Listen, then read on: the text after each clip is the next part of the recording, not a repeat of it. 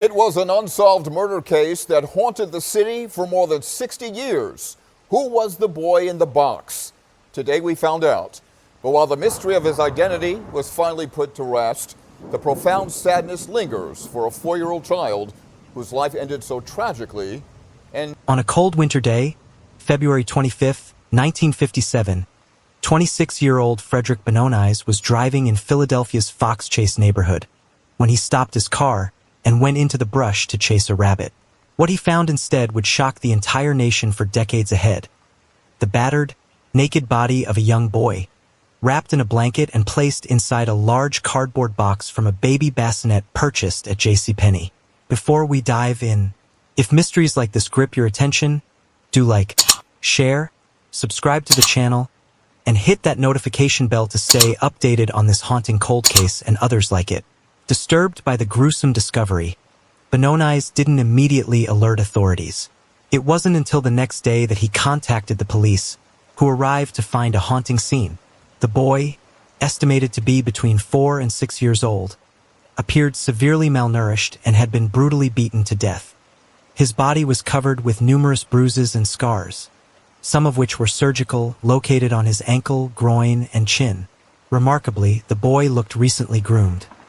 His hair had been crudely cut short and his fingernails trimmed, suggesting care shortly before the abuse began. Investigators took fingerprints and conducted an autopsy which revealed the cause of death as blunt force trauma.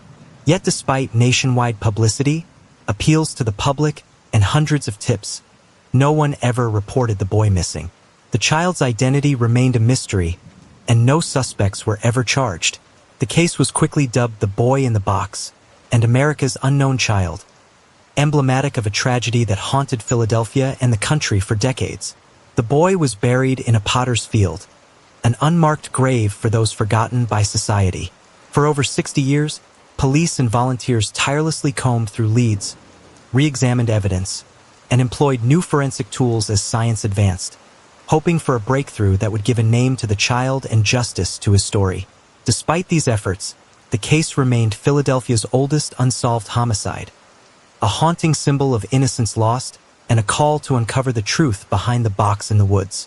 What secrets lie behind the boy's tragic death? Could someone close to him hold the answers? As this series unfolds, we will dive deeper into the investigation, the evidence, and the ongoing search for justice. If you're intrigued by this mystery, fasten your seatbelt as we examine the detailed physical evidence and early leads in the case. What do you think happened to this boy? Could his identity have been deliberately hidden? Share your thoughts in the comments below. After that chilling discovery and the quick call to police, investigators began a meticulous examination of the boy's body and the surrounding scene. Their pursuit of truth was painstaking but essential for uncovering who this child was and the story behind his death. The boy, estimated between 4 and 6 years of age, weighed just around 33 pounds, indicating severe malnourishment. His skin showed multiple bruises and scars, telling a grim tale of repeated abuse. Among the scars, investigators noted surgical marks, one on his left ankle, another on his groin, and one under his chin. These hinted at past medical treatments that could potentially help identify him. Examiners also discovered the boy had recently been given a crude haircut, with his hair trimmed unevenly, and his fingernails were clean and well-maintained. These details suggested he was cared for shortly before his death, adding complexity to the case. The autopsy concluded that the cause of death was blunt force trauma to the head. The severity of the injuries indicated the violence was intentional and sustained, ruling out accidental causes. The absence of clothing and the way his body was concealed inside the box suggested an effort to hide both the boy and the crime. Police also took fingerprints, hoping to match them to existing records or missing children, but this bore no fruit at the time. Efforts extended beyond local law enforcement. The case gained national attention with photographs and sketches released to the public and law enforcement agencies across the country.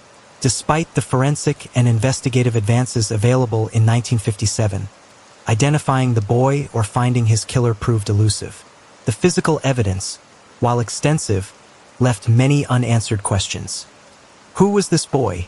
Why was he so brutally mistreated? And who would commit such a heinous crime? The early leads were scarce, and the investigators faced a grim realization. This boy's story was far from simple, wrapped in secrecy and silence. What do you think these surgical scars on the boy's body might reveal about his past? Could medical records hold the key? Let your theories flow in the comments below. Joseph Augustus Zarelli's short life began in a working-class family near West Philadelphia, but the place where he was found dead tells a story of change and transition in mid-20th century Philadelphia. The neighborhood where Joseph's body was discovered, Fox Chase, is located in the northeast section of Philadelphia, approximately 10 miles from Center City. Historically part of Lower Dublin Township before its incorporation into Philadelphia City in 1854, Fox Chase developed from rural estates and farmland into a suburban-style neighborhood by the mid-1900s. The area was known for its wooded lots, parks such as Pennypack Park, and a relatively quiet, family-oriented environment. During the 1950s, Fox Chase witnessed rapid suburban development. Pine Valley Estates, near Susquehanna Road, where Joseph's body was found, was one of these new residential developments designed to accommodate post-war housing demand.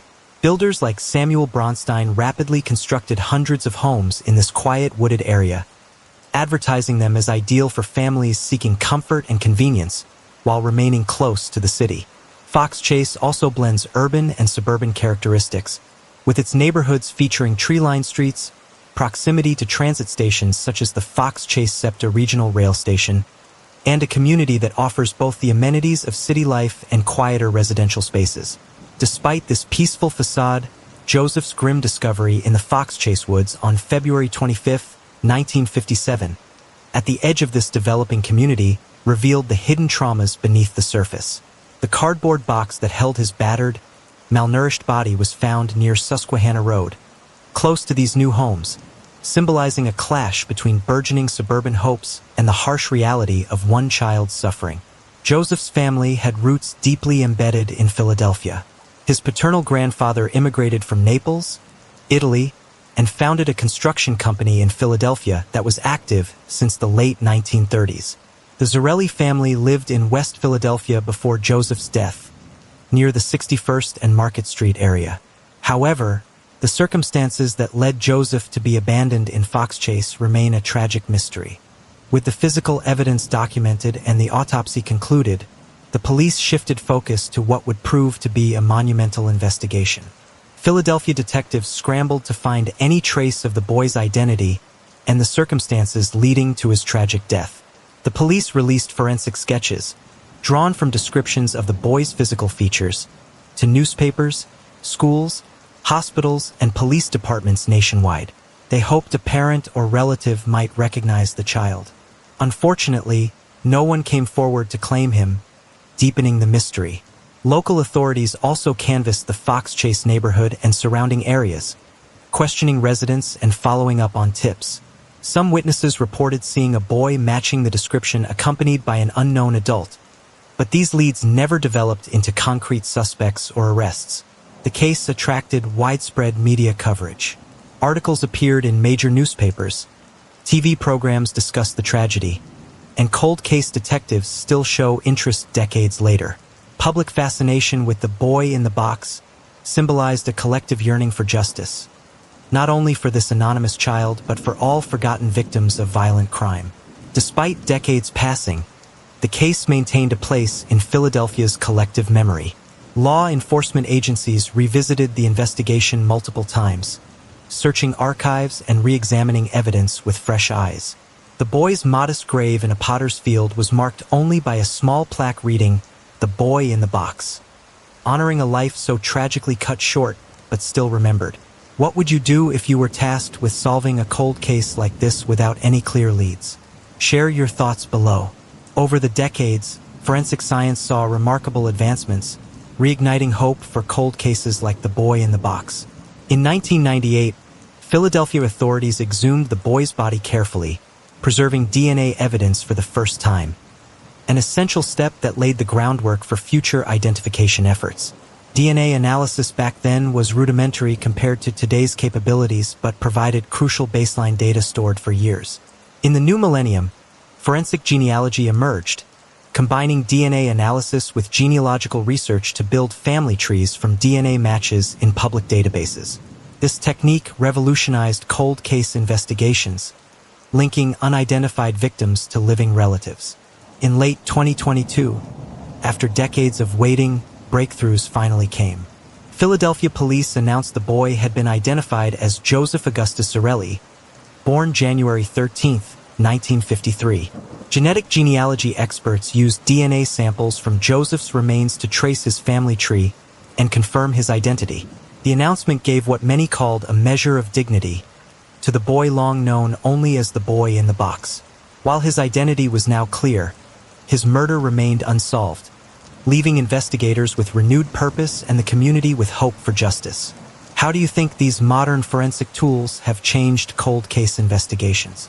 Share your opinions below. If you find the science behind forensic genealogy fascinating, do like, share, subscribe, and hit the notification bell so you don't miss our upcoming deep dive into the ongoing investigation. The identification of Joseph Augustus Zarelli, the boy in the box, was made possible by a cutting-edge forensic science technique known as forensic genetic genealogy. This breakthrough method blends traditional genealogy with advanced DNA analysis to solve cold cases that had baffled investigators for decades. Instead of relying solely on conventional DNA profiling, forensic genealogists analyze hundreds of thousands of genetic markers called single nucleotide polymorphisms, SNPs, from the DNA sample. These markers provide detailed information about biological relationships and ancestral origins far beyond what earlier methods could achieve. Once a DNA profile is created from Joseph's remains, investigators searched open-source genealogy databases where people have voluntarily submitted their DNA for ancestry and family research. These databases allow genealogists to identify distant relatives by shared segments of DNA, sometimes as far removed as fourth or fifth cousins. Next, genealogists constructed intricate family trees, using these genetic matches combined with public records like birth certificates, census data, and marriage licenses. By tracing up to a most recent common ancestor and then back down through descendants, they narrowed down potential candidates who fit the known profile of Joseph's family. This process also involved traditional detective work, excluding individuals who didn't match the age, location, or other crime details through interviews, police records, and surveillance. The collaboration of science and old-fashioned investigation eventually led to confirming Joseph Augustus Zarelli's identity after 65 long years of mystery. The identification of Joseph Augustus Zarelli after 65 years brought a flood of emotions and renewed attention to the boy in the box case. This long unsolved mystery had become a symbol of lost innocence and a relentless quest for answers that transcended generations. Joseph's identification brought closure to many, but it also reopened painful questions. The true story behind his murder remains unknown. Who inflicted such severe abuse and ultimately took his life? Why was a child so carefully groomed only to meet such a tragic fate? These questions continue to haunt investigators and the community alike. The case inspired countless books, documentaries, and even law enforcement training programs aimed at improving response to child abuse and cold cases. It highlighted the importance of persistence, public cooperation, and evolving technology in criminal investigations. Authorities remain committed to solving Joseph's murder. Public appeals continue, urging anyone with information, no matter how small, to come forward. The boy in the box's story is a powerful reminder that every victim deserves a voice and that justice, no matter the time past, can still be sought. What do you believe is the most important step in solving cold cases today? Could new witnesses or revelations still emerge? Discuss in the comments below. Boy in the box case, this was their reality. No matter how many dead ends they faced, no matter how the decades piled up, they never stopped hoping. The boy, found beaten and nameless, was more than a mystery. To those who sought answers, he was a child lost to the world, deserving of a name, a story, a family. One genealogist, Misty Gillis, shared her experience. This case is about much more than science or DNA. It's about restoring humanity to someone who had been robbed of their identity for far too long. Every small genetic match felt like a whisper from the past, a sign pointing toward hope amid the darkness. Their work wasn't just scientific. It was deeply personal. Imagine sitting at a desk late at night, scrolling through family trees, listening to old records, searching for clues in census data, and following threads that might lead to a missing child's name. Each step filled with anticipation, each failure a heartbreak, each breakthrough a triumph. Through that persistence, they honored not just the boy but all forgotten children. The boy in the box was woven into the fabric of Philadelphia's community memory. From the moment his body was found, people wondered who he was and what had happened. Newspapers ran stories. Police released sketches. Families whispered rumors. Decades later, social media and podcasts breathed new life into the cold case. People from around the world shared the story, sparking conversations and fueling a collective determination to bring light to a dark past. This wasn't just about one boy anymore. It was about a community standing together, refusing to let silence win. Tips trickled in, some led to dead ends, but others opened new paths for investigators. The public's role was pivotal. The voice of the many became the beacon for justice. Joseph Augustus Zarelli's identification shattered the silence that had cloaked his story for 65 years. It was a triumph not only for investigators but for forensic science itself. The method that unlocked his identity, genetic genealogy, was once an unknown tool, buried in research. But Joseph's case thrust it onto the national stage. Police departments around the country took notice. Funding increased. Cold case units trained in these new techniques. Databases expanded to embrace this life-saving science. Countless other cases once thought unsolvable began to see progress. Parents reunited with answers. Forgotten victims finally named. All thanks to the tenacity of those who refused to let history bury the truth. The boy in the box's story reverberates beyond justice. It echoes a universal call to protect children, to give them voices, and to stand against silence. Joseph's life, though tragically short, reminds us that every child matters. His case challenges communities and leaders to address child welfare, to improve care systems, and to advocate for the most vulnerable. We commit not just to honoring his memory, but to ensuring no child's story is forgotten again. In 1957, forensic science was far less advanced than it is today, but investigators used every tool available to unravel the mystery of the boy in the box. The case demanded meticulous scrutiny, and police officers, medical examiners, and forensic experts worked tirelessly to piece together clues from the grim scene. Soon after the body was discovered, medical examiners carefully documented the boy's injuries and physical characteristics. They took detailed photographs and created a plaster death mask, an exact three-dimensional cast of the boy's face. This mask was distributed widely to help generate recognition from the public, a critical tool in an era before advanced forensic reconstructions.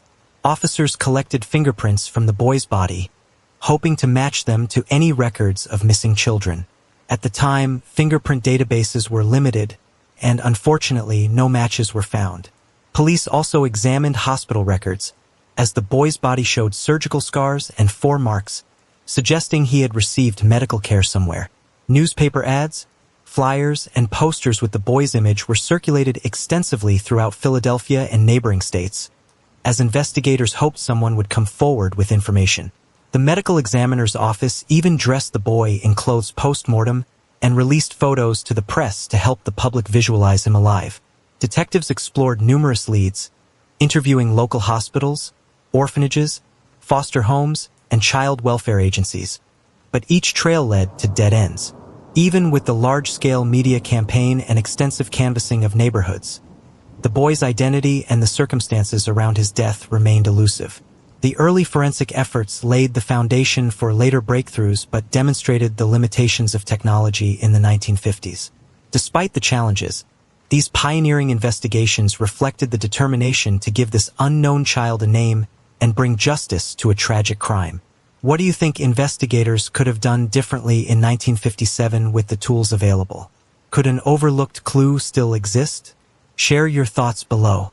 The investigation into the boy in the box case officially began on February 26, 1957, one day after Frederick Benoni's discovered the boy's body in a wooded area of Philadelphia's Fox Chase neighborhood.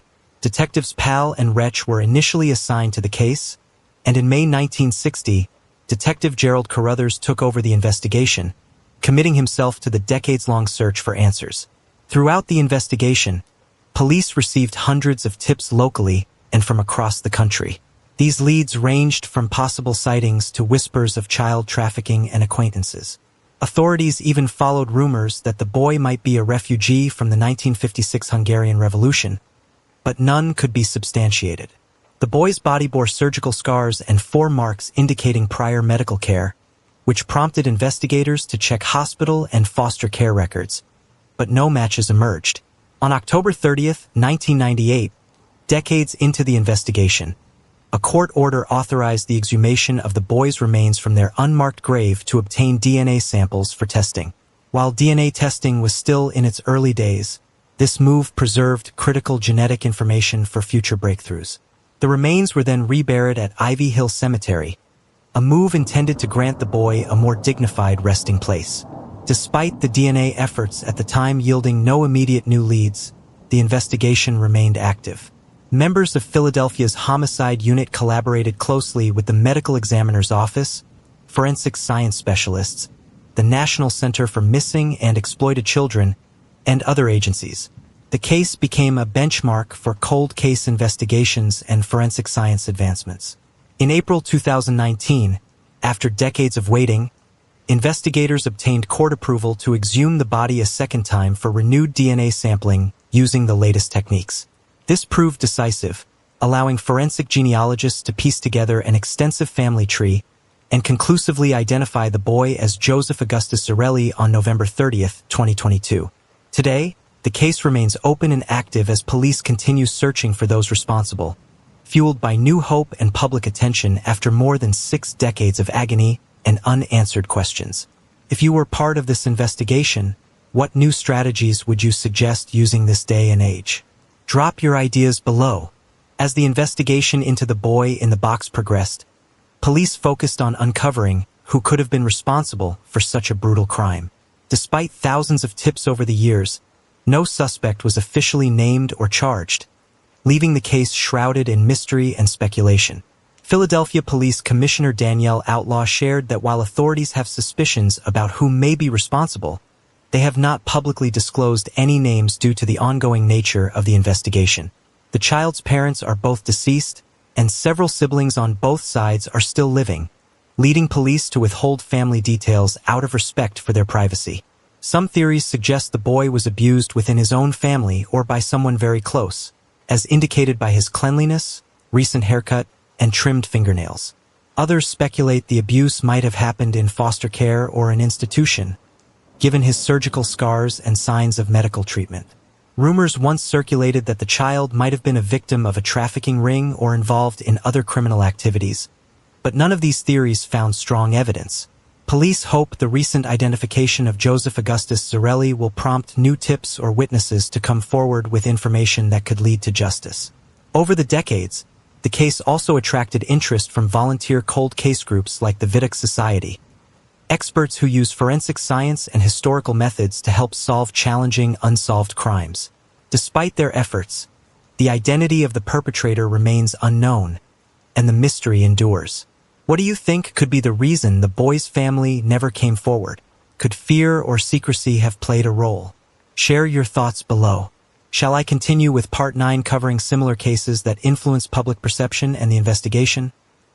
Part 8 script for The Boy in the Box, Joseph Augustus Zarelli, Suspects and Theories in the 1957 Investigation. As the investigation into the boy in the box progressed, police focused on uncovering who could have been responsible for such a brutal crime. Despite thousands of tips over the years, no suspect was officially named or charged, leaving the case shrouded in mystery and speculation. Philadelphia Police Commissioner Danielle Outlaw shared that while authorities have suspicions about who may be responsible, they have not publicly disclosed any names due to the ongoing nature of the investigation. The child's parents are both deceased, and several siblings on both sides are still living, leading police to withhold family details out of respect for their privacy. Some theories suggest the boy was abused within his own family or by someone very close, as indicated by his cleanliness, recent haircut, and trimmed fingernails. Others speculate the abuse might have happened in foster care or an institution, given his surgical scars and signs of medical treatment. Rumors once circulated that the child might have been a victim of a trafficking ring or involved in other criminal activities, but none of these theories found strong evidence. Police hope the recent identification of Joseph Augustus Zarelli will prompt new tips or witnesses to come forward with information that could lead to justice. Over the decades, the case also attracted interest from volunteer cold case groups like the Vidic Society, experts who use forensic science and historical methods to help solve challenging, unsolved crimes. Despite their efforts, the identity of the perpetrator remains unknown, and the mystery endures. What do you think could be the reason the boy's family never came forward? Could fear or secrecy have played a role? Share your thoughts below. The tragic discovery of Joseph Augustus Zarelli, known as the boy in the box, was not an isolated event in the 1950s. Across the United States, several similar cases of unidentified or abused children emerged, deeply affecting public awareness and law enforcement approaches to child protection and cold case investigations. One such case was that of an unidentified young boy found in a rural area near Philadelphia, a haunting parallel that fueled an emerging movement for better child welfare policies. Cases involving missing children, abused youths, and unsolved homicides began receiving more media scrutiny, highlighting systemic gaps in child protection services at the time. The boy in the box case became a touchstone for the entire region, shining a spotlight on the plight of vulnerable children hidden in plain sight. It also pressured authorities to improve collaboration across agencies, from hospitals to social services, in tracing and safeguarding at-risk children. Public fascination with these tragic stories led to an outpouring of community support, volunteer efforts, and the eventual formation of organizations dedicated to missing and exploited children. These groups often used publicity around cases like Joseph's as a springboard to advocate for better forensic methods, missing persons registries, and social services reforms. Moreover, the boy in the box case inspired generations of detectives and cold case specialists.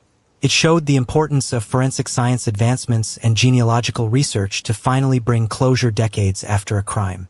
This case's enduring legacy transcends the tragedy itself, influencing how law enforcement and society respond to child abuse and missing persons to this day. Have you heard of other cases from that era with similar unresolved mysteries? What impact do you think they had on laws and public attitudes? Share your insights below.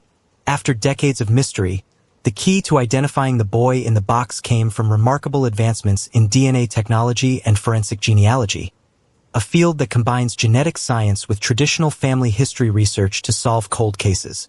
The boy's remains were exhumed twice, first in 1998 and again in 2019, to obtain DNA samples. These samples were extremely degraded, described by forensic genealogists as like confetti, making it a complicated puzzle to reconstruct a full genetic profile. In a painstaking process, experts used sophisticated DNA testing that examines thousands of locations on the genome, far beyond the 24 regions tested in standard forensic profiles. This detailed genetic map allowed investigators to identify relatives of the victim through matches in public DNA databases. Genealogists traced connections across family trees, initially identifying relatives on the boy's birth mother's side and then on his father's side. This process was described as piecing together a big Sudoku puzzle, where each match helped confirm others until the boy's identity emerged. On November 30th, 2022, Philadelphia police announced the boy was identified as Joseph Augustus Zarelli, born January 13th, 1953. The breakthrough brought long-awaited closure to a decades-old mystery. However, the tragic circumstances of his death remain under active investigation with no suspects publicly named. This breakthrough exemplifies how genetic genealogy is transforming cold case resolutions by giving names back to unknown victims, renewing hope for justice even after many years. If you find these forensic advancements fascinating, don't forget to like, share, subscribe, and hit the notification bell for more detailed explorations into cold cases solved through science. What other cold cases do you think could be solved with these techniques? Let us know your thoughts in the comments. Shall I continue with Part 11, focusing on the social context and child protection challenges in 1950s Philadelphia? Part 10, Script 4, The Boy in the Box, Joseph Augustus Zarelli. The DNA identification and genealogy breakthrough. After decades of mystery, the key to identifying the boy in the box came from remarkable advancements in DNA technology and forensic genealogy, a field that combines genetic science with traditional family history research to solve cold cases. The boy's remains were exhumed twice, first in 1998 and again in 2019, to obtain DNA samples. These samples were extremely degraded, described by forensic genealogists as like confetti, making it a complicated puzzle to reconstruct a full genetic profile. In a painstaking process, experts used sophisticated DNA testing that examines thousands of locations on the genome, far beyond the 24 regions tested in standard forensic profiles. This detailed genetic map allowed investigators to identify relatives of the victim through matches in public DNA databases. Genealogists traced connections across family trees, initially identifying relatives on the boy's birth mother's side and then on his father's side. This process was described as piecing together a big Sudoku puzzle, where each match helped confirm others until the boy's identity emerged. On November 30th, 2022, Philadelphia police announced the boy was identified as Joseph Augustus Zarelli, born January 13th, 1953. The breakthrough brought long-awaited closure to a decades-old mystery. However, the tragic circumstances of his death remain under active investigation with no suspects publicly named. This breakthrough exemplifies how genetic genealogy is transforming cold case resolutions by giving names back to unknown victims, renewing hope for justice even after many years. What other cold cases do you think could be solved with these techniques? Let us know your thoughts in the comments. If Joseph's story has moved you, please like, share, and subscribe to our channel. Hit the notification bell so you don't miss future updates as we continue to explore cold cases seeking justice. Understand the tragedy of Joseph Augustus Zarelli. It's important to look at the broader social and child welfare context of Philadelphia in the 1950s. During this period, child protection systems were far less robust and coordinated than today, and many vulnerable children slipped through the cracks. Philadelphia's child welfare agencies, such as the Children's Aid Society of Pennsylvania, had a long history dating back to the 19th century, but their approaches in the mid-20th century primarily focused on in-home evaluations and temporary care for abandoned or neglected children. Resources were limited and social stigma around reporting abuse often discouraged intervention. Group programs aimed to provide parenting support, especially for low-income mothers, were emerging. One example was the Family Life Education Program started in 1951, which fostered group discussions among parents to improve family communication and reduce blame. Despite these efforts, many families facing neglect or violence went unreported due to fear or distrust of institutions. At the time, foster care and orphanages were common solutions for children without stable homes. Yet they too were often overwhelmed and underfunded. The system lacked effective mechanisms for tracking children between homes, hospitals, and agencies, which sadly meant many at-risk kids, like Joseph, were vulnerable to abuse and neglect without sufficient protection. Social reforms during this era were slow and faced multiple challenges, including racial disparities and economic hardships in urban Philadelphia. While some agencies aimed to support families toward self-reliance and reunification, the mechanisms to prevent abuse or identify it early were rudimentary compared to modern standards. This social backdrop helps explain why, despite surgical scars and signs suggesting medical visits, Joseph Augustus Zarelli's abuse remained hidden from authorities, and why his tragic death could go unsolved for decades. How do you think child protection systems today differ from those in the 1950s? Could Joseph's case have been prevented with modern interventions? Share your views below. The autopsy of the boy found in the box, later identified as Joseph Augustus Zarelli, revealed a grim story of severe abuse and neglect. The medical examiner determined Joseph was between 4 and 6 years old at the time of his death, severely malnourished, and had suffered multiple injuries consistent with prolonged physical abuse. His body was uncovered on February 25, 1957, wrapped in a multicolored blanket and placed inside a large cardboard box. Despite the cruelty he suffered, Joseph appeared to have been recently groomed. He had a crude but fresh haircut and his fingernails were neatly trimmed, indicating some recent care. The most devastating finding was that Joseph died from blunt force trauma to the head. His body bore multiple bruises and abrasions from both recent blows and older injuries, painting a picture of sustained torment in his brief life. Additionally, surgical scars were notable on his left ankle, groin, and chin area, along with marks believed to be from intravenous lines, suggesting prior hospital treatment. Law enforcement interviewed hospitals and foster care agencies in hopes that these scars and medical records would lead to an identity.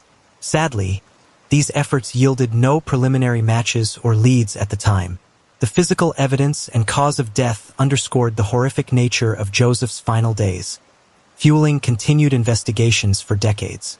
Today, despite the identification by modern forensic science, the exact circumstances leading to Joseph's death remain unknown, and the perpetrators have yet to be brought to justice.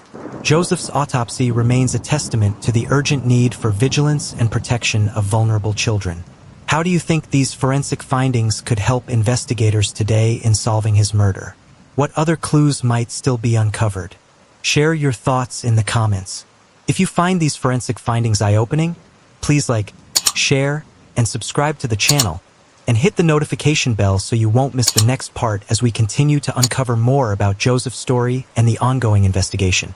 For decades, the boy in the box was remembered only as America's unknown child, a haunting symbol of innocence lost and the limits of justice.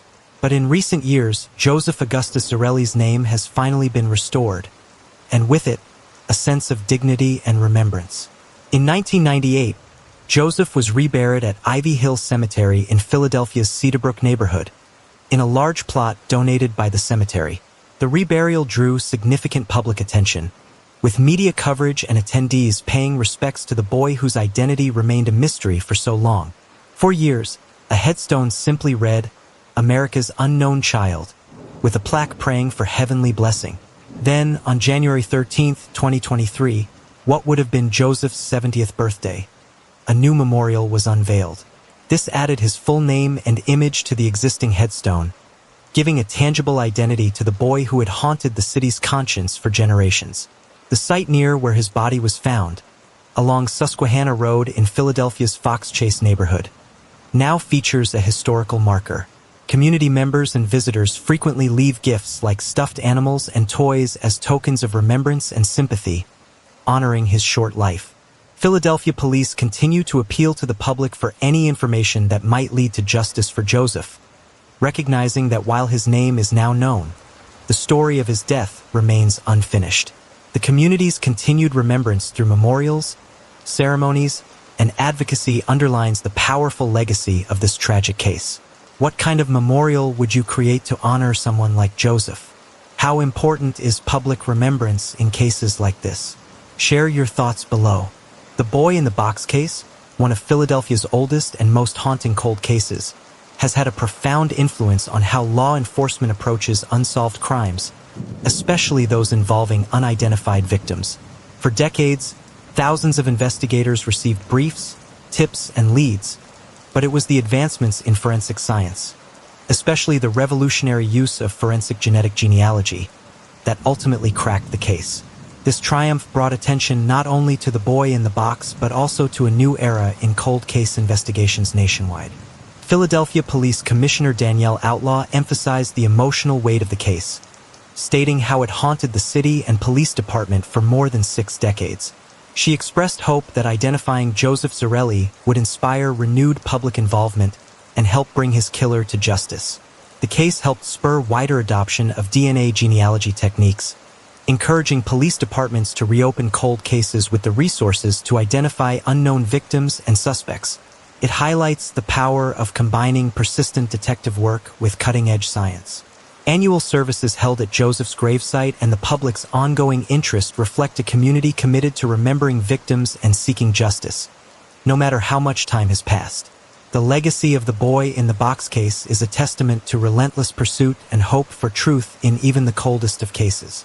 What impact do you believe forensic genealogy will have on future unsolved crimes? Could every cold case one day be solved with this technology?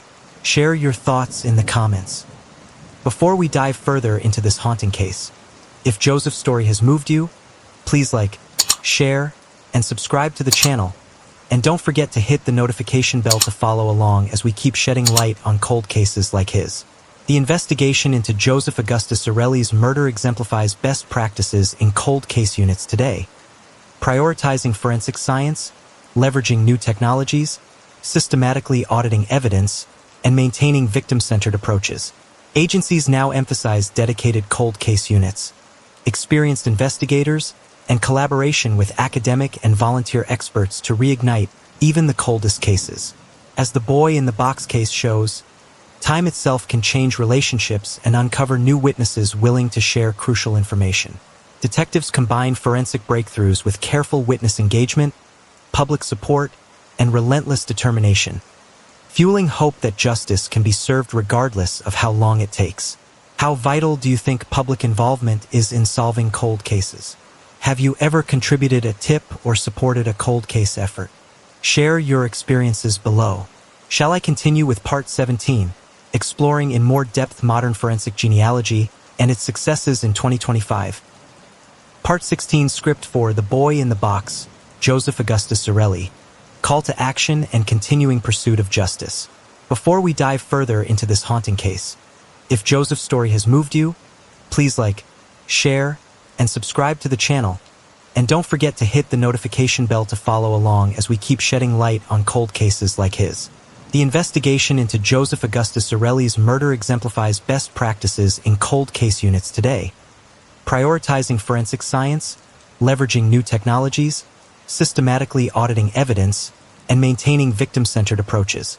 Agencies now emphasize dedicated cold case units, experienced investigators, and collaboration with academic and volunteer experts to reignite even the coldest cases. As the boy in the box case shows, time itself can change relationships and uncover new witnesses willing to share crucial information. Detectives combine forensic breakthroughs with careful witness engagement, public support, and relentless determination, fueling hope that justice can be served regardless of how long it takes. How vital do you think public involvement is in solving cold cases? Have you ever contributed a tip or supported a cold case effort? Share your experiences below. In 2025, cold case investigations benefit from an arsenal of advanced technologies and innovative methodologies that are transforming how unsolved crimes are approached and solved. The boy in the box identification is a landmark example inspiring these efforts. Modern cold case units prioritize submitting all available evidence, from crime scene DNA to fingerprints and digital data, into expansive databases like the FBI's Next Generation Identification and the National Missing and Unidentified Person System, NAMUS. These tools enhance the ability to cross-reference and match critical evidence that may have been overlooked in earlier investigations. Forensic DNA testing has reached unprecedented sensitivity, allowing labs to extract profiles from degraded or minimal samples. Investigators routinely re-examine old evidence with updated testing techniques, including mitochondrial DNA and advanced phenotyping, which can estimate a person's physical traits from DNA. Besides science, detectives apply trauma-informed, victim-centered tactics to work with witnesses and families more effectively. Sometimes, the passage of time brings new witnesses willing to share essential information or changes relationships that encourage cooperation without tipping off suspects. Technology extends beyond the lab into AI-powered data analytics and digital forensics, scanning immense datasets to reveal hidden connections or inconsistencies. Specialized cold case units collaborate nationally and internationally, sharing intelligence and resources to solve even the most daunting mysteries. 2025 has already seen a surge in major cold case resolutions, bringing relief and closure to countless families, and underscoring the importance of persistence, innovation, and public collaboration in the pursuit of justice. What modern tools do you find most promising for solving cold cases? Could AI and genetics change how justice is served? Discuss below. Forensic genealogy has become one of the most powerful tools in solving cold cases in 2025. This technique combines DNA evidence with traditional genealogical research to identify unknown victims and suspects, bringing justice long after crimes were committed. The method works by comparing DNA from crime scenes or unidentified remains against large public genealogy databases, where millions of people have submitted their genetic profiles to learn about their ancestry. When investigators find matches to distant relatives, genealogists build family trees to pinpoint the likely identity of the unknown individual. Since popularization by the Golden State Killer case, forensic genealogy has revolutionized cold case investigations worldwide. Police have successfully solved decades-old murders, identified long-lost victims, and even overturned wrongful convictions using this technology. For example, Canadian authorities recently solved multiple cold cases up to 48 years old by linking DNA evidence to relatives via genealogy databases. In the U.S., departments like Waco PD estimate that around 80% of their cold cases could benefit from forensic genealogy's power. Organizations specializing in forensic genealogy, such as Othram, lead the way with cutting-edge DNA analysis capabilities that can reconstruct usable profiles from degraded or minute samples, previously unusable for identification. These efforts show promise for resolving even the oldest and most complex cases, ensuring forgotten victims finally receive their names back. As science advances, this powerful fusion of genetics and genealogy is reshaping justice, bringing hope to investigators and families worldwide. What cold case would you want to see solved using forensic genealogy? Do you have any questions about how the process works? Let us know below.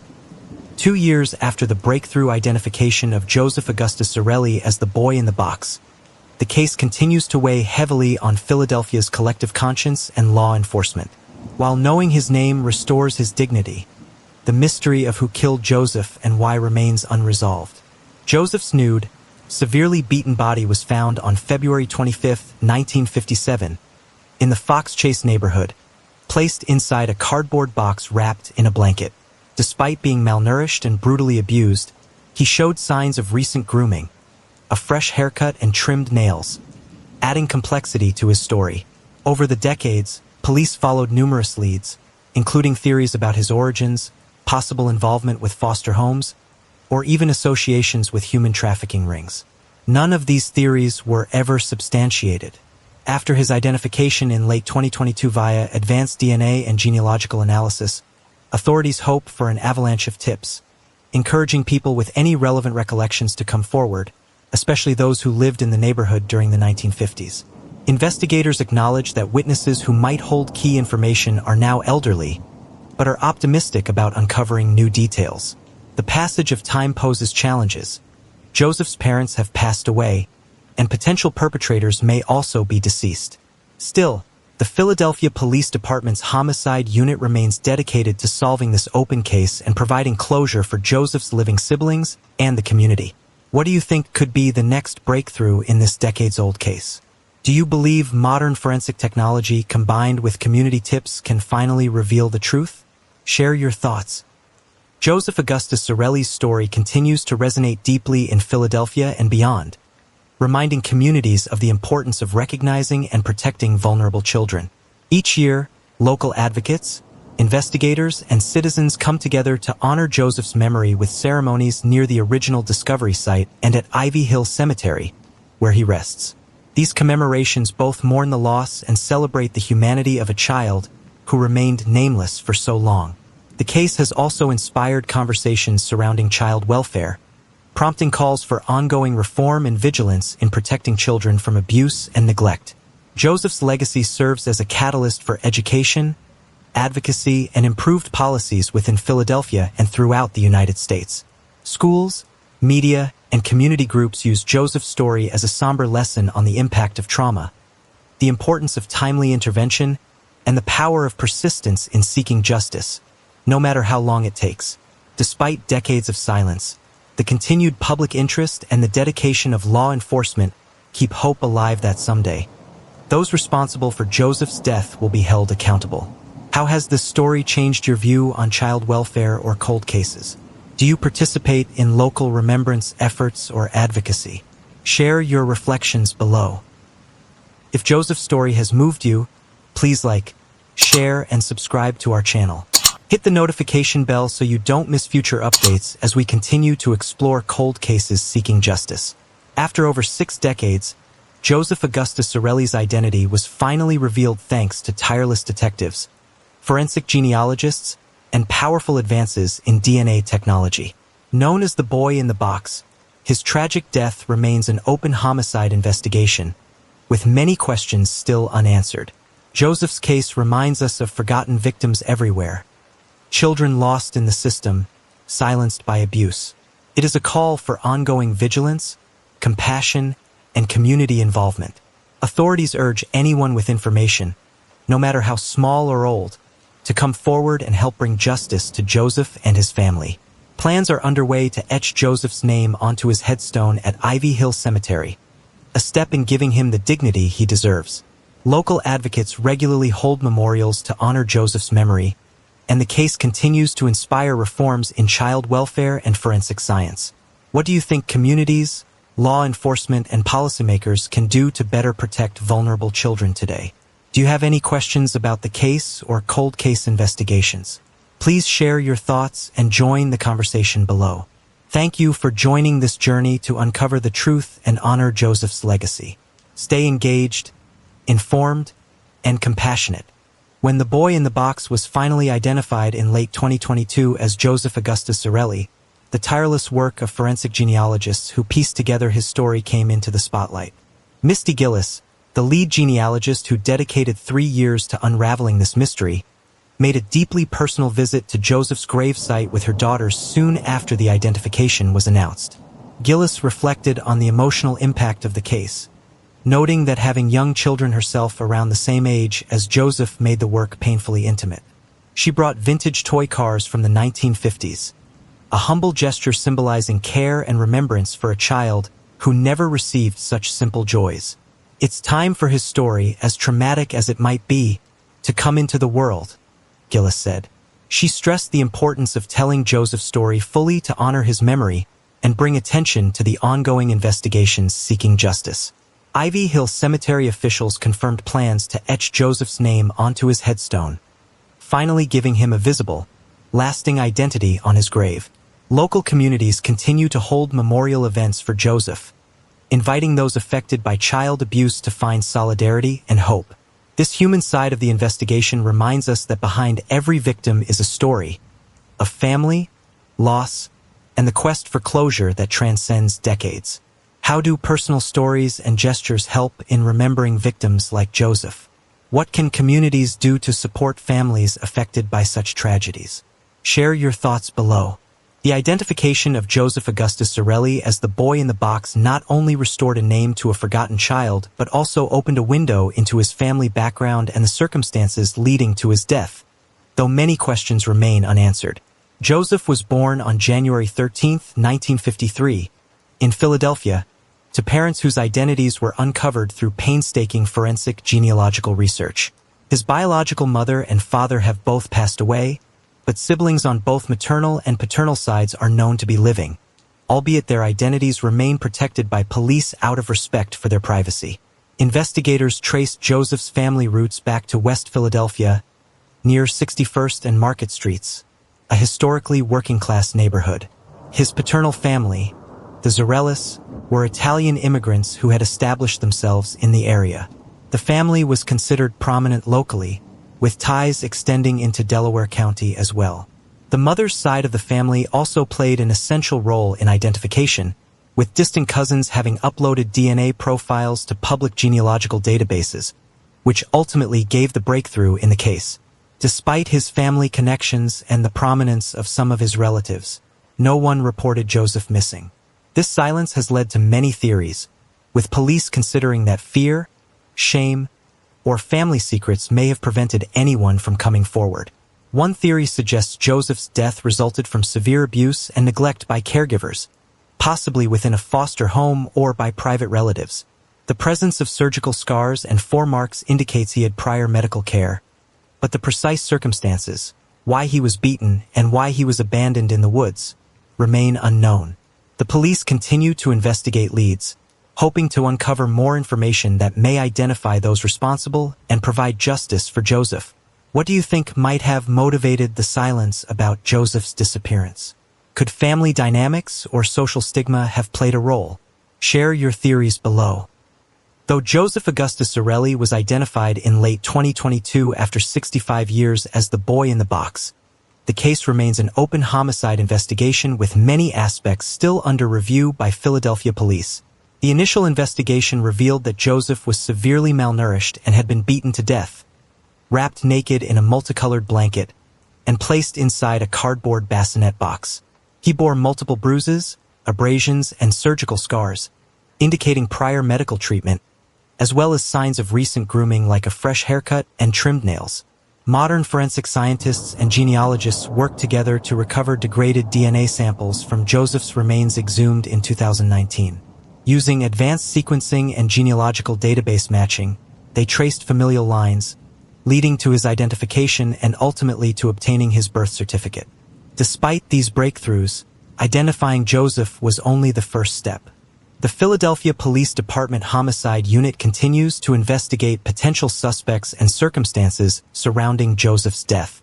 Unfortunately, both of Joseph's biological parents are deceased, and many potential witnesses or individuals with knowledge of the event are elderly or no longer living. Police remain hopeful that public tips and advances in forensic technology will yield new leads.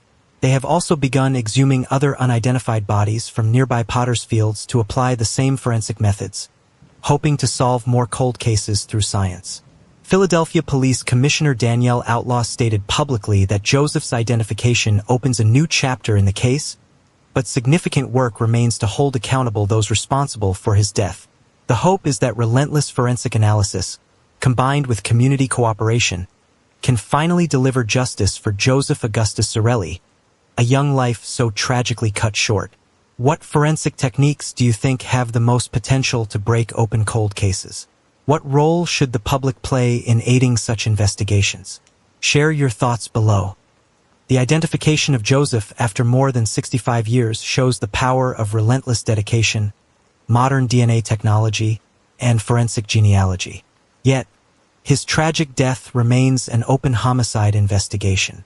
Philadelphia Police Commissioner Danielle Outlaw has called on the public to help fill in the details of Joseph's life and to come forward with any information related to his death. There is a $20,000 reward for tips leading to an arrest and conviction. In loving memory of Joseph Augustus Zarelli.